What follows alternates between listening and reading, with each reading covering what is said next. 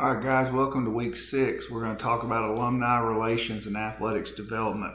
This will fit nicely into the last discussion post, which asked about how small colleges could help generate more money, which I was very pleased with, guys. You did a great job and some fantastic ideas.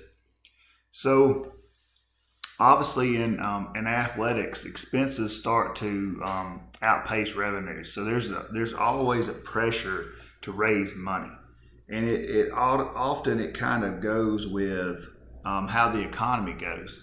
When the economy's going well, people have more money to give, more money to spend. When the economy slows down, people start to spend less money, and so it basically creates this need to have development, which is essentially raising money. And donors are valuable. They help offset expenses. So they're a huge priority for every person in an athletic department. And the idea is, guys, is that we want to kind of have a long-standing relationship with our donors, so that when we do go ask for money, they're willing to give it, but that we keep them in the loop so much that they understand where we are in our planning process and when we do need money. So one way that's valuable to do this is through donor clubs or associations. And this basically gets a lot of people involved and support from a lot of people in order to get these long-term relationships. And so when people join these athletic-related clubs, they get different benefits based on their contribution.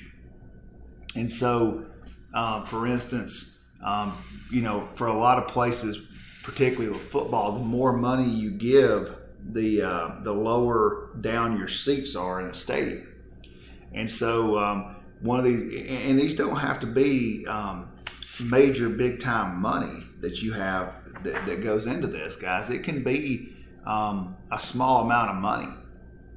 So, for instance, at Clemson, they have a program called IPTAY, and it's basically stands for I pledge $10 a year. Well, $10 doesn't sound very much, but $10 a year from 30,000 people or 100,000 people starts to add up.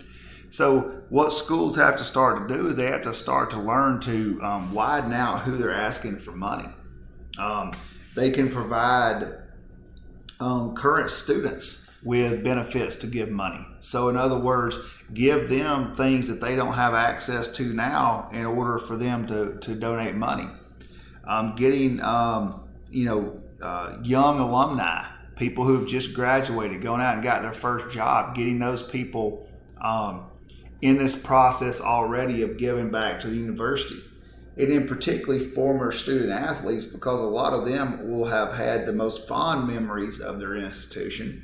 And if you're lucky enough, ones that do well in life, whether it be in a business or in professional organizations, tend to give back money. And so when we're trying to get people to give us money, a lot of it comes down to what's their motivation, what's driving them, and we have to find out what that is. And there's a lot of things that go into that. We have to start by one is, why are they not giving money now? What's the reason? What's the right amount to ask for them for? Are they wanting to give money to specific cause within the institution? And then we have to kind of segment our donors out based on their motivations, meaning that we have to really dig down deep and figure out, okay, this group of people are motivated by this versus this.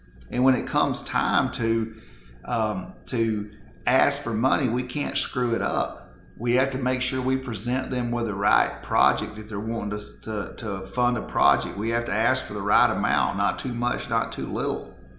We have to make sure that we have prepped this person in order to be able to ask them.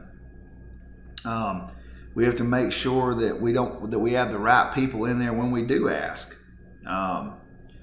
We got to make sure that we're prepared, but we're able to think on the fly. And we have to have the backbone to ask. A lot of people are afraid to ask. And, it's the kind of right thing. It's the right way of understanding this. You have to be able to promise things you can deliver on. You have to put pressure on, but the right amount of pressure. And you have to make sure that you understand when it comes time to announce when this person has given money, so you don't hang them out to dry. So there are a lot of ways to give. And this is something I think people miss the boat on, because they think that there's only certain ways people can give money, but they can give major gifts. So major gifts really go to a cause. They can be restricted or unrestricted, meaning they can tell them I want them to go to a certain thing, or it can just go to a general budget. You can leave money in an endowment program where you put money in and they just draw the interest and use that. There are capital campaigns where you raise money for a specific project. So for instance, to build a track or build a new facility.